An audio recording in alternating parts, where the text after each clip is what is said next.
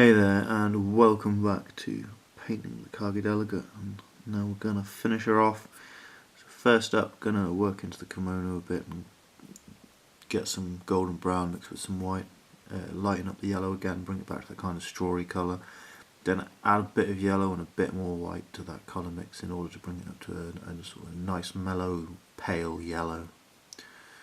We'll get that done. I'll be back in a moment.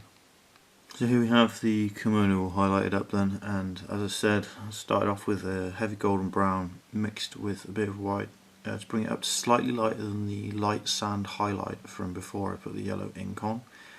Basically applied that to everywhere that the flower icon on the kimono is not, and then from there started working up the colours.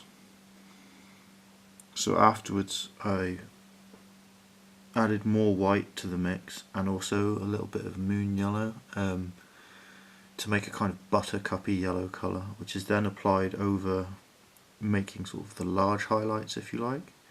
And then I added more white to add in things like the final stripes, like this one down the leg here, and to do all the edging. So there's kind of a 3-tier highlight going on here, and it's kind of like repeating almost what the dry brush did.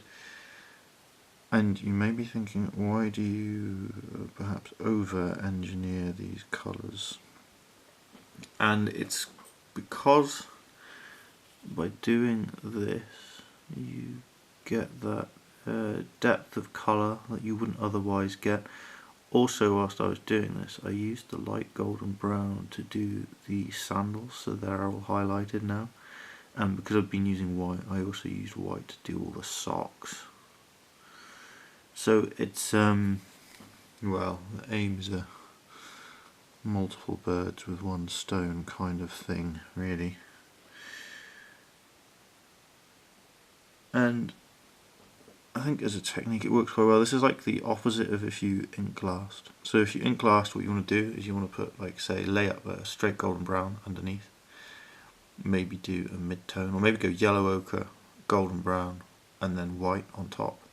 And then lay a wash, or even just thin a bit of yellow paint, as long as it's a pure yellow pigment and not a pigment which has a sort of buttercuppy quality, because that means it's got white in it, which will increase the opacity of the paint a bit much.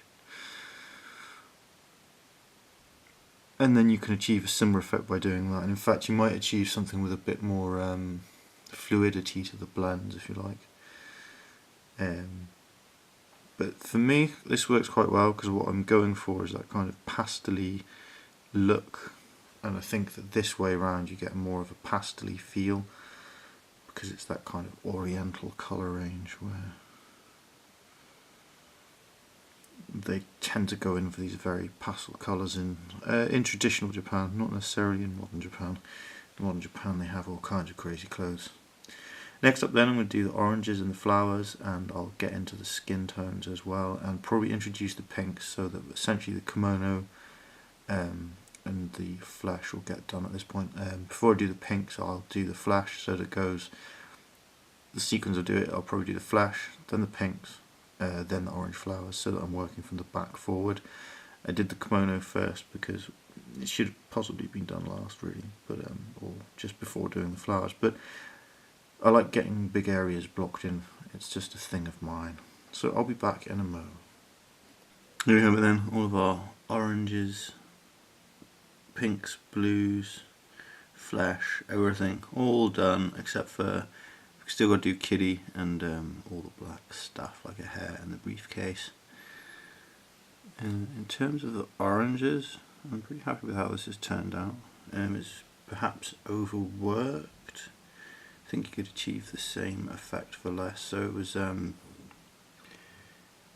the heavy brown from the opaque range or extra opaque range from Vallejo, underneath with the heavy extra opaque orange over the top. And now I did a white highlight, and I think that's unnecessary, or an almost white highlight, and then applied it's actually very old Blood Angel orange, GW. If you've got like an ordinary orange, orange is normally very thin pigment unless it's got white mixed in with it. So if it's like a proper orange, it should be very thin, but still I thinned it out.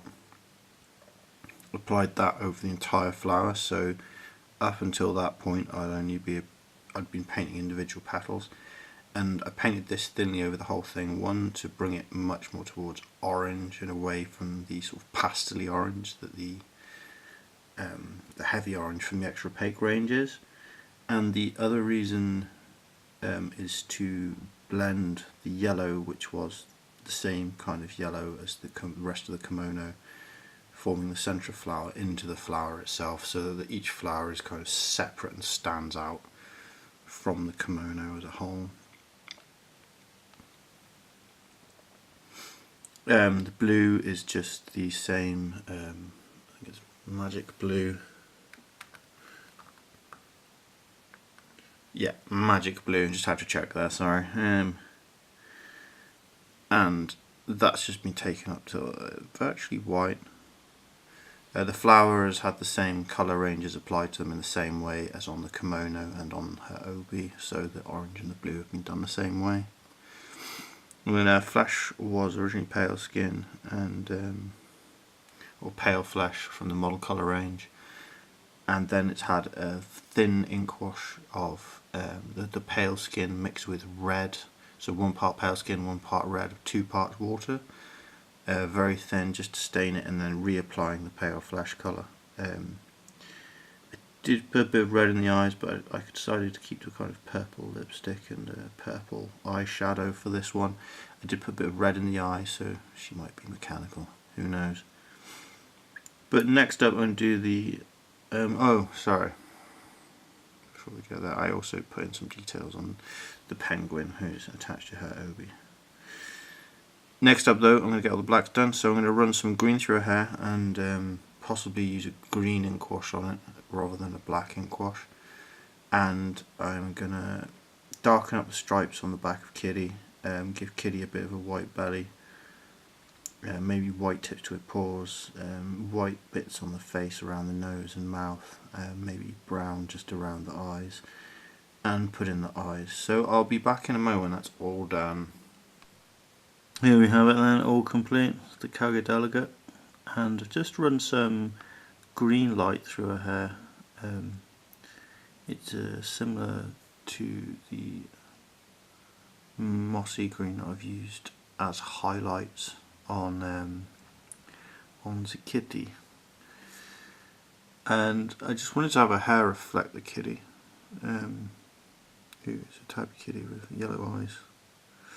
Well, a little pink nose. I think it's come out alright.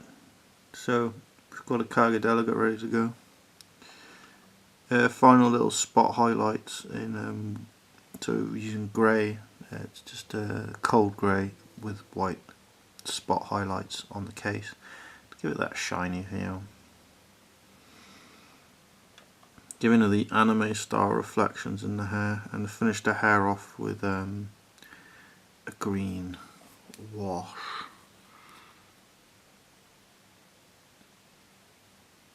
And with the kitty, it's kind of that moss green colour, and then I've put dark stripes, almost black, but not quite. They look pretty black. And I've been trying to follow tabby pattern markings as much as possible. So you'll tend to notice that quite often they'll actually have a black spine, but sometimes they won't, and you'll just have the stripes coming down from the back. And I've run a little highlight up its back, and you'll often find that tabbies have the backs of their ears are actually brown. So I've done that as well as doing the sort of white muzzle.